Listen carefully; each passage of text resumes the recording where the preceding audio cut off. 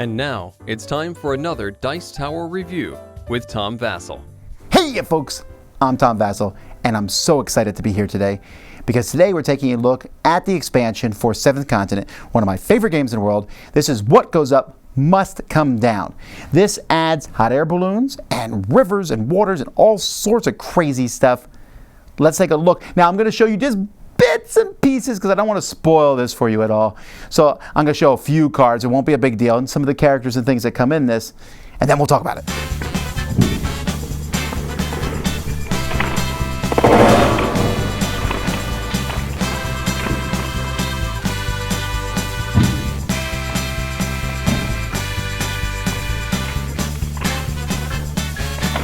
So the 7th Continent comes with a whole pile of new content, and you put that content into these dividers here. And so you'll see that there's a lot of cards in here, and there's the occasional card here that has a cloud on it.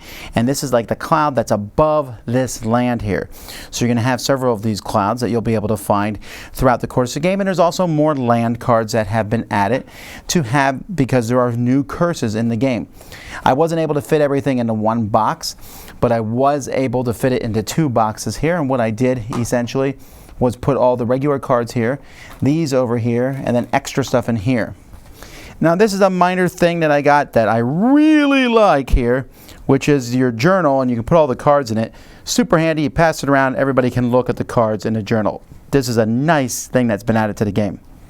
There's a new mode in the game called There's a Traitor Amongst Us, where you can basically, you take one of these at the beginning of the game, you look at it secretly, and there's a possibly traitor or things like that. I cannot fathom why you would want to play with that, but if you do, it's in the game. I'll never use it.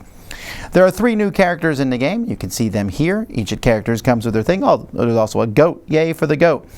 I really like these characters, especially Amelia Earhart. She has the possibility to get rid of basically a curse card when it shows up. She has the repair kit too. Sanctuary, if you're the only character in your terrain card, you can discard this to get 2 stars or 7.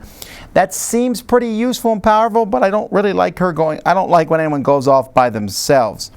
Over here we got also there's just really cool cards, the net and stuff, and it's nice to have more characters. So now I don't have to play with H.P. Lovecraft. So there's that here.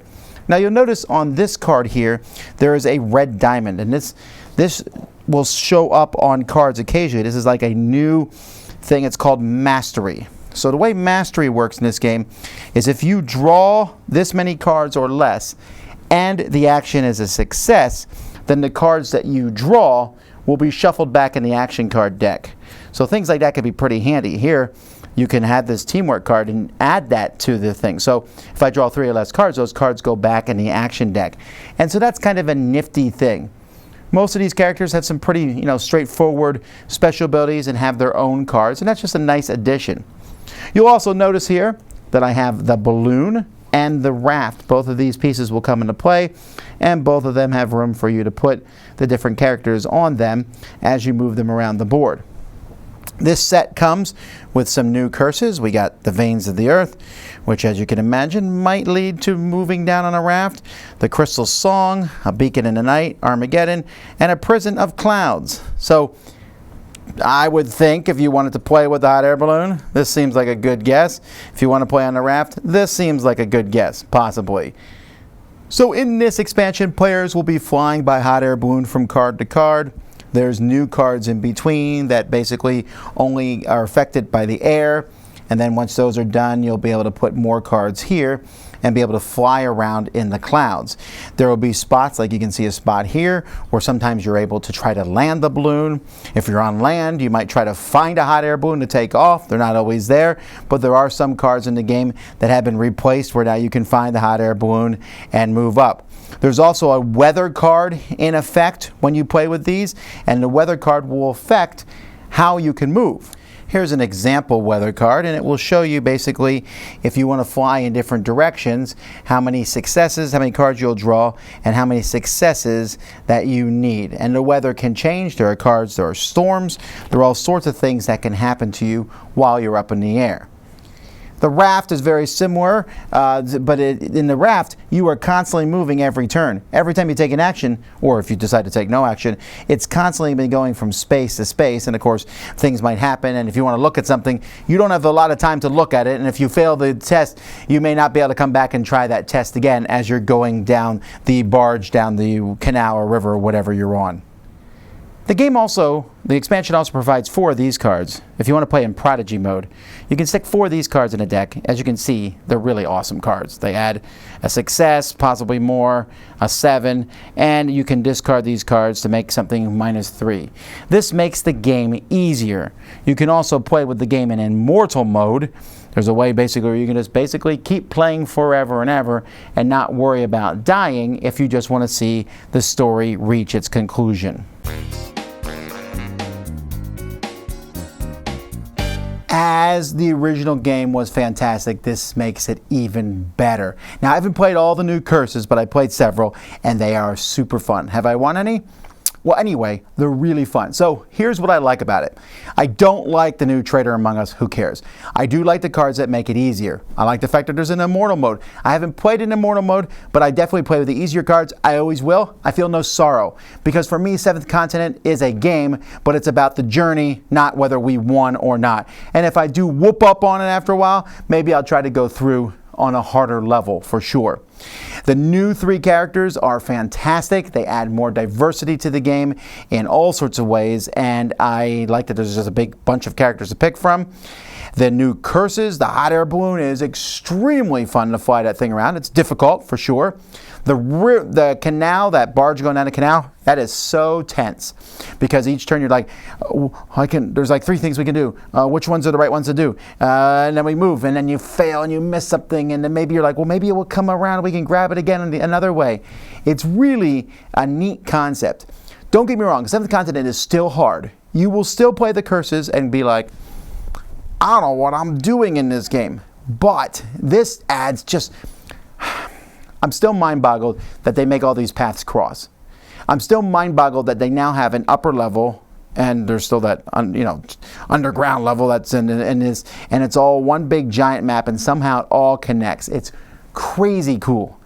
And each part of this game, like I have yet to find a mistake in this. Now, I'm assuming there is. I don't think these guys are perfect, but I've yet to find there was sometimes I found a card I was like, this doesn't seem like it makes sense, but yes. You know, the cards matched up in this spot, and it just that blows my mind. Now, giving this a 10 out of 10. It's a great expansion for an amazing game. If there was one thing I would say, and for us, we quote-unquote cheat when this happens, but there were a few times where we were doing some activity, and it was like, what's this over here? We're like, is that where we're supposed to go? And we go, and like you slide down a mudslide or something, and you're like at the bottom, and oh, we can't get back to where we came from, and now we're in a different part, and this isn't anything to do with our quest, and it's cool and all, and we didn't really go down that mudslide, so we'll go back. So there's a little bit of that in this game, not in a mudslide, but something along those lines. But man, the feeling of exploration, the feeling of the hot air balloon, and this is just a nice piece of thing here. So it now has everything. You want traders, you got them. I don't care about them. But you want to fly up in the air and find this unique weird stuff, and the weird stuff gets really weird in this one in some points. Like to a point where I can't say. I was just surprised where it went on one of the aspects. But I love Seventh Continent. It's one of my favorite games in the world. And this expansion just kind of expands the world. It doesn't necessarily make the map that much bigger. I think it does. I still, at some point, I'm just going to build the whole map and see what it looks like. But the extra level of the clouds, the extra event cards, there's tons of events now that are going to happen. Whenever you play this game, even if you play the very same exact thing, you're going to run into weird stuff all over the place. And I adore that. I love everything about this game. The weird, the 1920 Pulp Fiction aspect to it, the cool characters, the way that the action deck works. They come up with this set comes with another holder for the action cards if you want to. 5 more curses, hours and hours and hours of gameplay. I mean, we played this on a Saturday. We sat down, we played for like 3 hours. Didn't even notice time went by. And I pulled out another game, and about 30 minutes in, we're like, well, let's play 7th Continent again, and jumped in for another 3 hours. It's just so engrossing and so amazing, and I love it, and this expansion is fantastic. If you can find a way to get it, if you have 7th Continent, you want this expansion. If you've never heard of 7th Continent, buy it now! And then get this expansion, if you can find them. Do it. It's amazing. Dice Tower Judgment, the best!